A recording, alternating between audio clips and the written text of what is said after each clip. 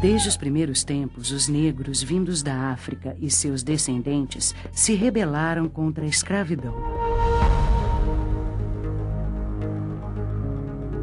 Mesmo numa terra estranha, de língua desconhecida, eles nunca, em nenhum momento, deixaram de lutar por um ideal, a liberdade.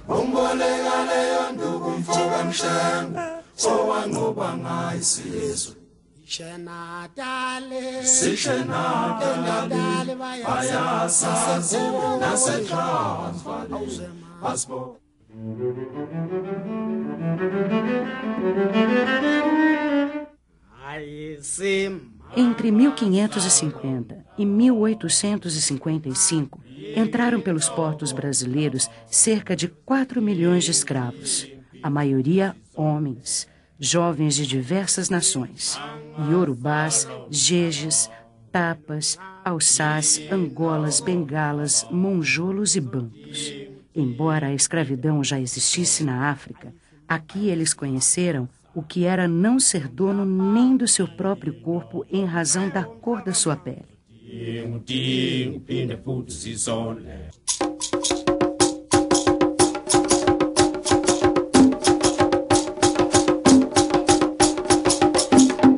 Para justificar a escravidão, diziam que o negro era um ser inferior, menos inteligente, destinado à sujeição.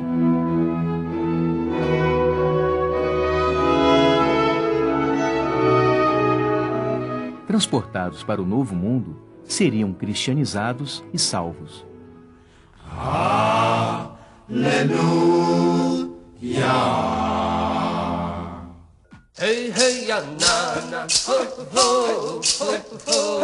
Nas colinas do Nordeste, o braço escravo plantou e colheu a cana-de-açúcar.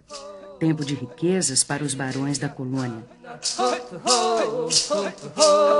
Este pequeno fruto, por muito tempo, foi nosso principal produto de exportação. O Brasil era o café, e o café era o negro. Assim, passamos de colônia a país independente. Escravos eram coisas, mercadorias que só tinham valor enquanto serventia.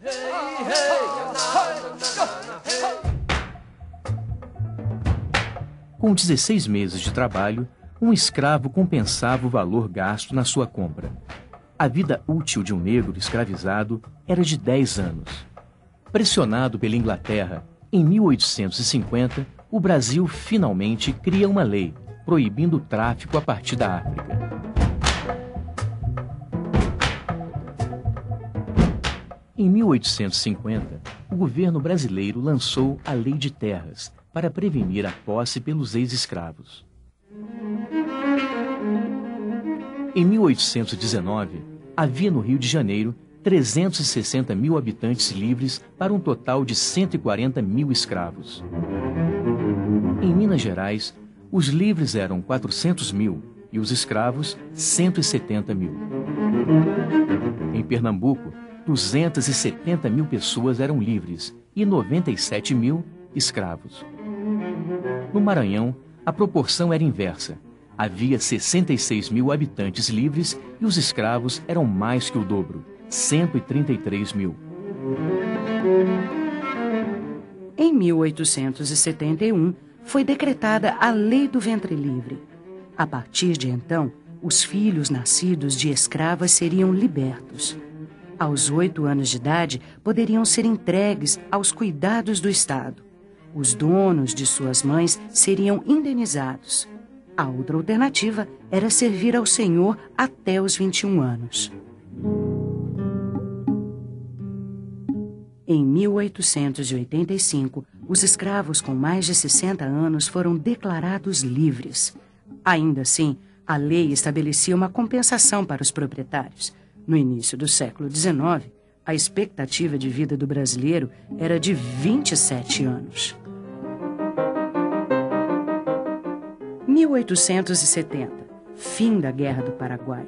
Milhares de combatentes negros regressam vitoriosos dos campos de batalha. Eles não querem mais ser escravos. Ganha força o abolicionismo, um movimento que uniu diversos setores da sociedade. Impossível fazer justiça a todos os seus líderes.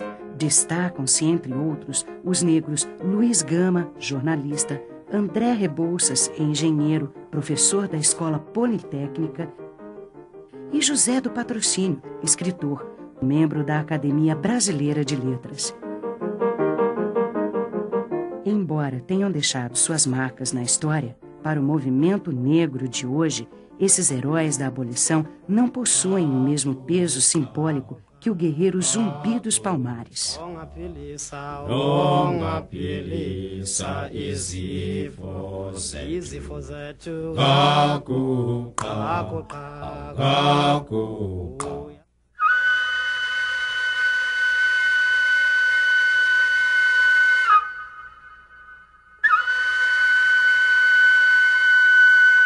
Na soleira da casa grande, o escravo pediu um abrigo a um menino.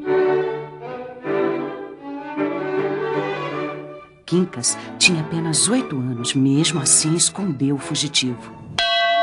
Em meio às memórias da infância nos recantos do engenho Maçangana, formou-se o caráter de Joaquim Nabuco, humanista, intelectual, advogado, diplomata, mas, antes de tudo, um abolicionista. A Faculdade de Direito do Recife, a mais antiga do país, foi um polo irradiador das ideias do movimento. Aqui, Nabuco, João Alfredo e outros ativistas da abolição estudaram, discutiram propostas e deram formas às leis ainda no Brasil Império. Para Joaquim Nabuco, não bastava abolir a escravidão. Era preciso acabar com as desigualdades. Só com a educação para todos, voto universal e oportunidades iguais seria possível alcançar a verdadeira democracia. Declaro extinta a escravidão no Brasil. Revogam-se as disposições em contrário. Em 13 de maio de 1888, a princesa Isabel assinou a Lei Áurea. O gesto contrariou muitos proprietários de fazendas e engenhos. A lei não previa nenhuma compensação para os donos de escravos. 1 ano e meio mais tarde, veio a proclamação da República. Pouco depois, a família real partiu para o exílio.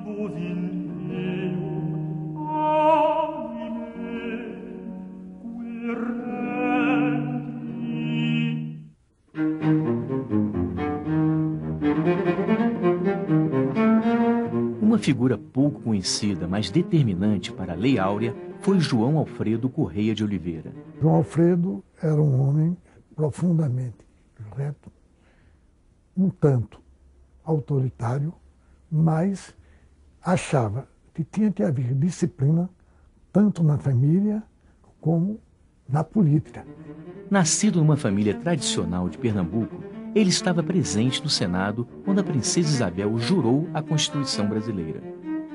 Pela primeira lei do Brasil Império, os príncipes regentes eram considerados senadores natos. Anos mais tarde, João Alfredo, político conservador, foi nomeado chefe do gabinete ministerial. Sua influência foi considerada decisiva junto à princesa, para que ela abolisse a escravatura sem restrições. Nós sabemos que existiam vários projetos de lei, alguns projetos retirados na última hora, substituídos por outros. Então, a atitude dos dois, a princesa Isabel e o João Alfredo, nesse fechamento, na questão da passagem de um projeto que simplesmente não optou em garantir a indenização aos proprietários de escravos, foi decisivo não só para a abolição em si, mas para o futuro desse regime que, com a proclamação, com a abolição, acabou sendo dissolvido.